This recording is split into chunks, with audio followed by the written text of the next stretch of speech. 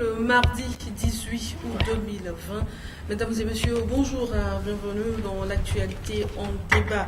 L'actualité en débat, depuis un certain temps, nous parlons du coronavirus en première partie, même si nous en parlons également avec les confrères journalistes ici dans la partie débat.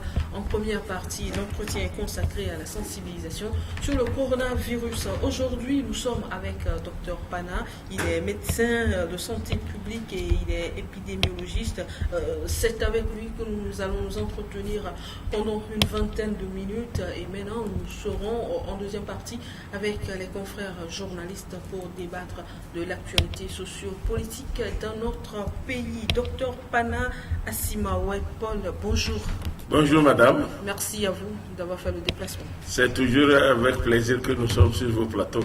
Eh bien, aujourd'hui, le 18 août 2020, c'est vrai que les chiffres du jour ne sont pas encore connus. Mais est-ce qu'on peut avoir les chiffres actualisés? Oui, bien sûr.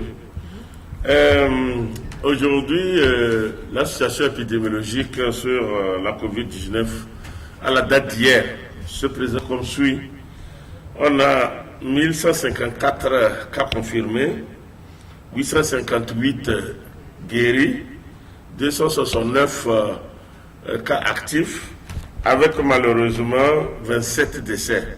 Il faut signaler qu'on a pratiqué jusqu'à maintenant au total 53 475 tests chez les Togolais. Et voilà, vous avez parlé tout à l'heure de 27 décès. On n'a pas compris. Qu'est-ce qui n'a pas marché? Au début, un décès, 2 décès. Après, on passe au moins toute une semaine des fois sans avoir enregistré de décès. Mais d'un seul coup, des décès, on annonce chaque jour. Qu'est-ce qui n'a pas marché? Je pense que c'est la prise en charge qui pose problème ou qu'est-ce qui pose problème? Non, malheureusement, la prise en charge n'est pas à redouter quand même, à mettre en cause.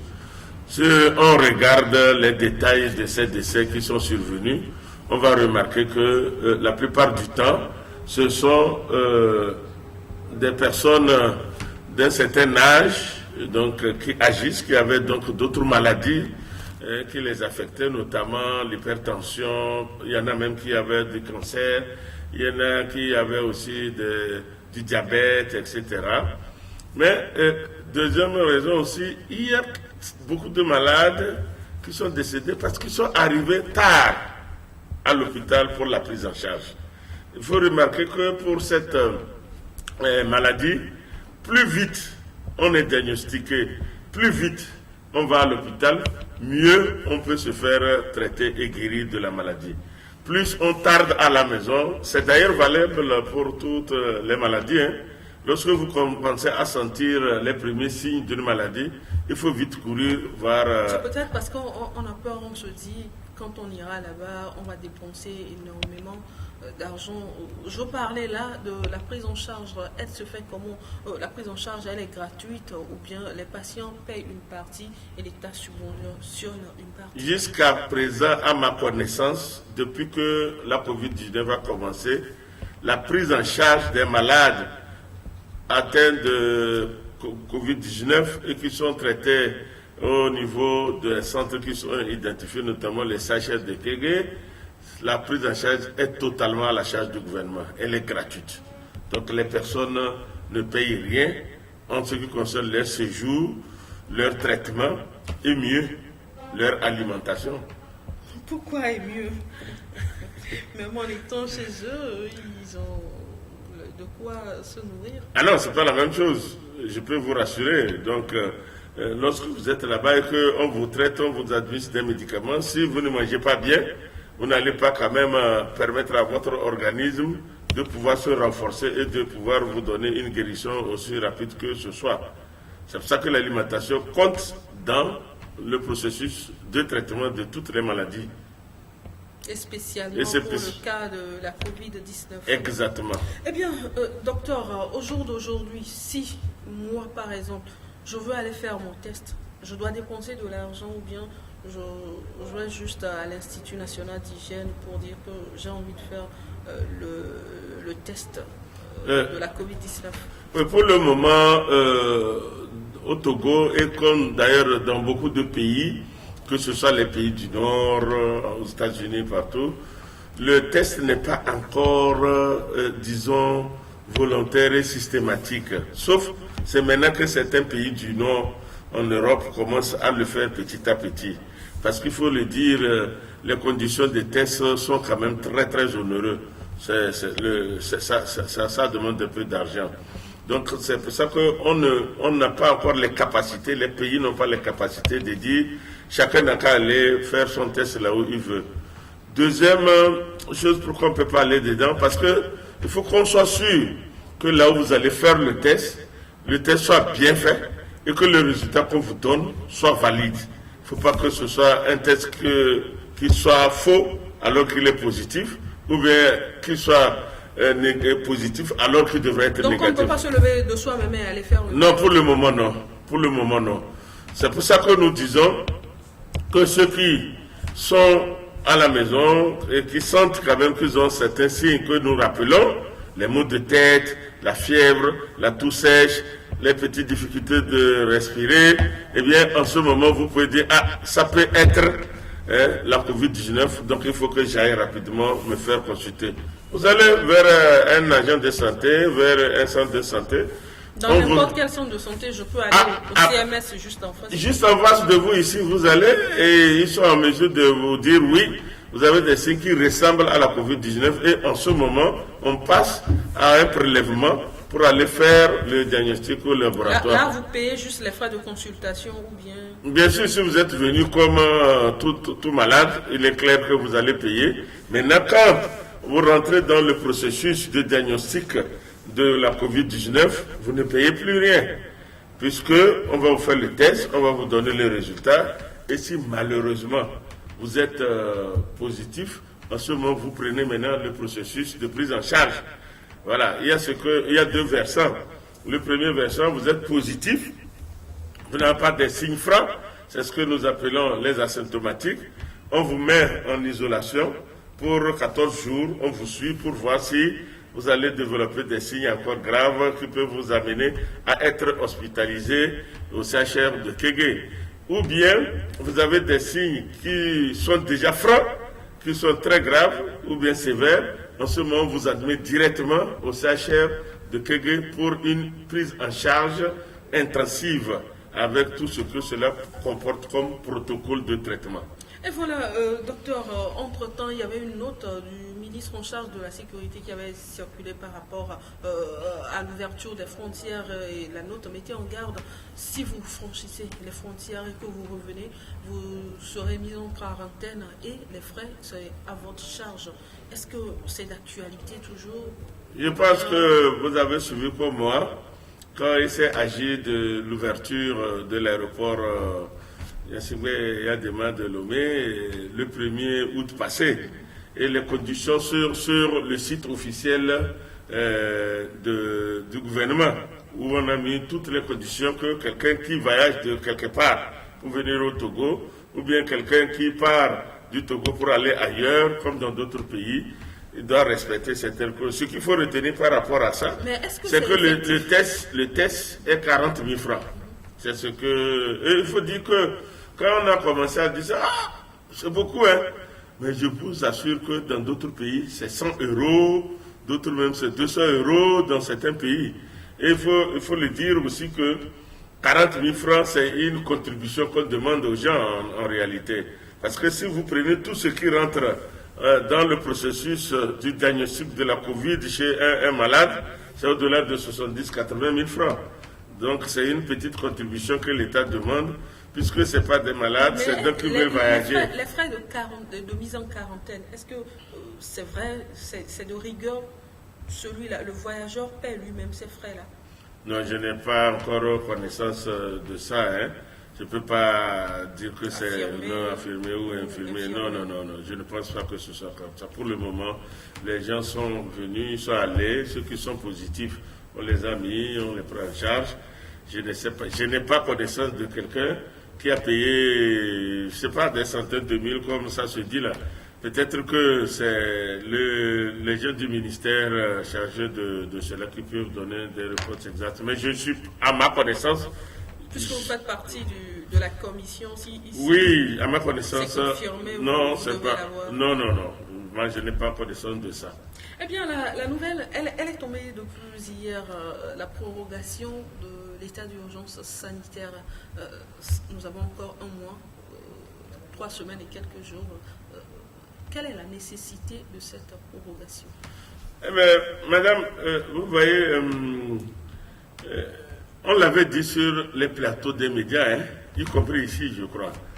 Lorsque le gouvernement, les autorités avaient pris la mesure de lever un peu la restriction sur certaines mesures barrières pour cause de difficultés économiques, il était nécessaire qu'à un certain moment, effectivement, qu'on puisse lever un peu certaines mesures pour permettre à l'économie de souffler. Sinon, bon, on risque de trouver quand même une catastrophe économique après. Mais les levées de ces mesures avaient été bien spécifiées. Et on avait demandé aux gens de continuer de porter les cache-nez, continuer de respecter la distanciation sociale de au moins 1 mètre. Quand on dit au moins 1 mètre, ça veut dire que 2 mètres, 3 mètres, 4 mètres si possible. Éviter les attroupements, continuer de laver les mains régulièrement. On n'a pas dit qu'il faut que tout ça là s'est levé. Non, malheureusement, les gens l'ont interprété comme ça. Et si vous regardez dans le monde, aujourd'hui, ce n'est pas au Togo seulement. Les cas ont commencé à augmenter au fur et à mesure qu'on avance dans le temps. Là où les gens pensaient que la maladie est en train de s'estomper, les cas ont ressurgi et on compte même par centaines, voire par milliers par jour.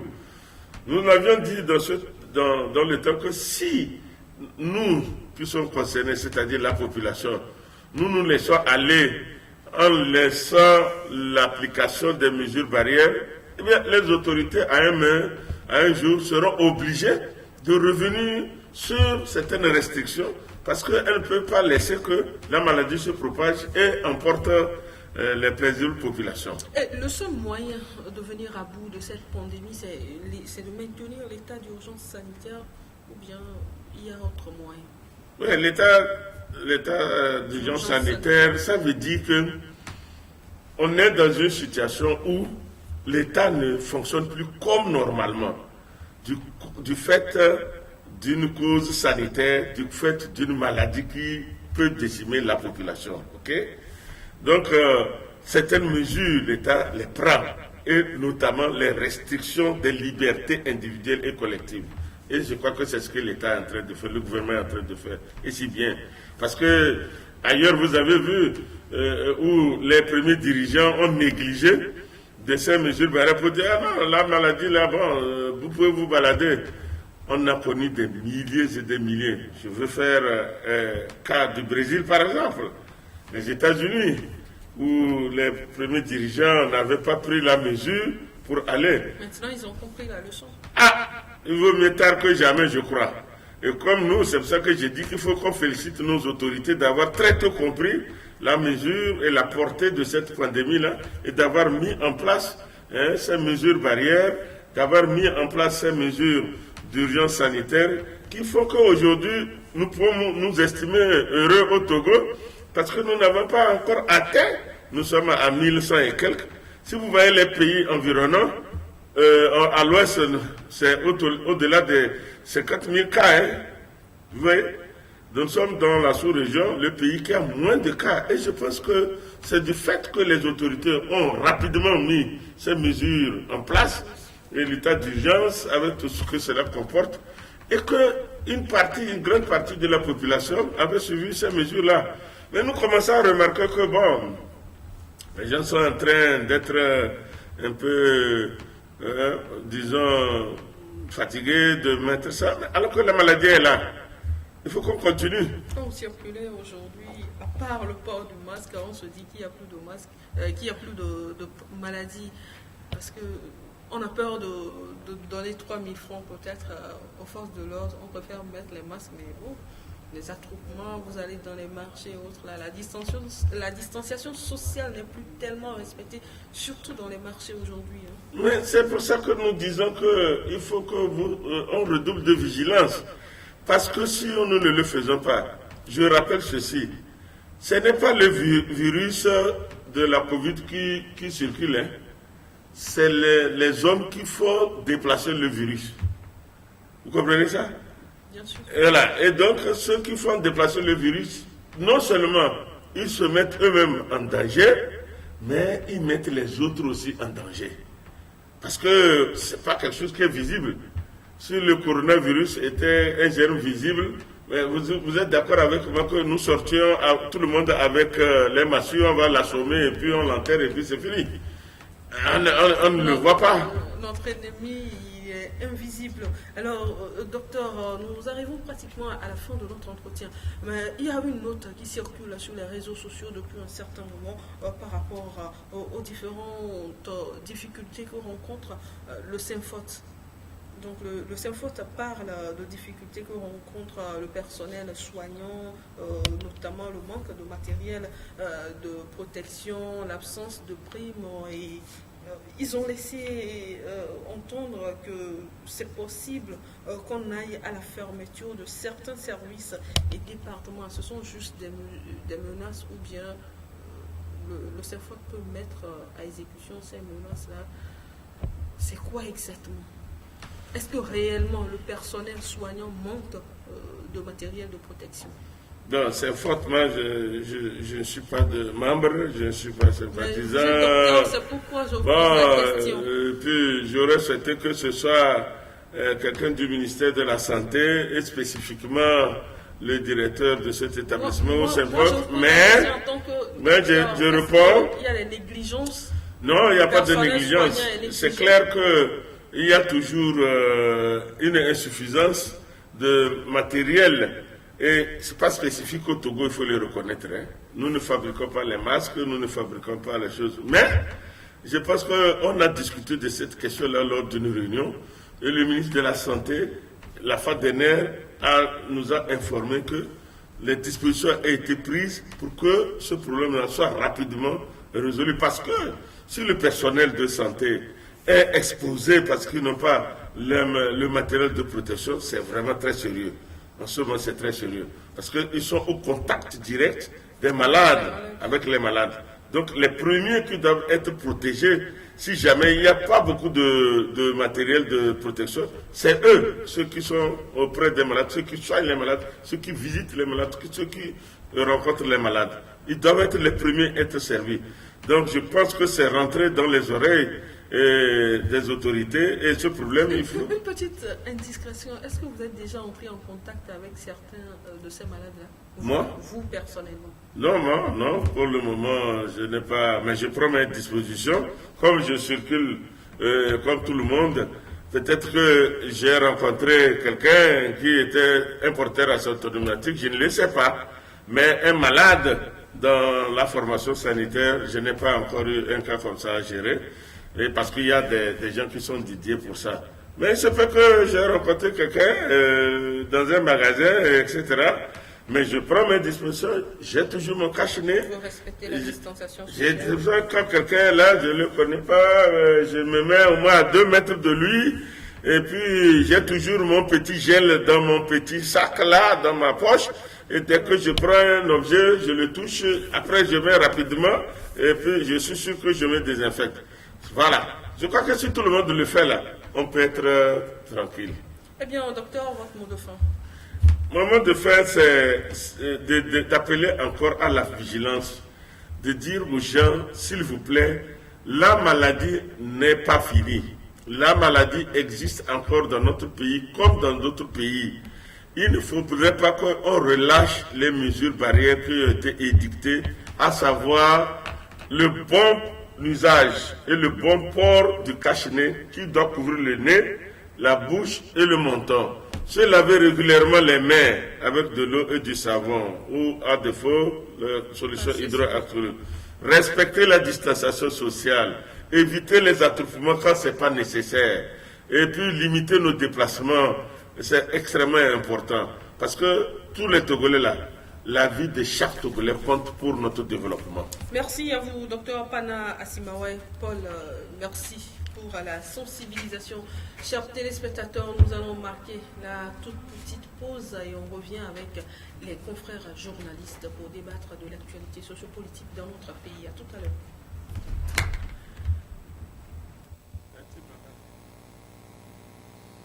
Obenira seto, le maweni de la etio le noir de wayaka yaka.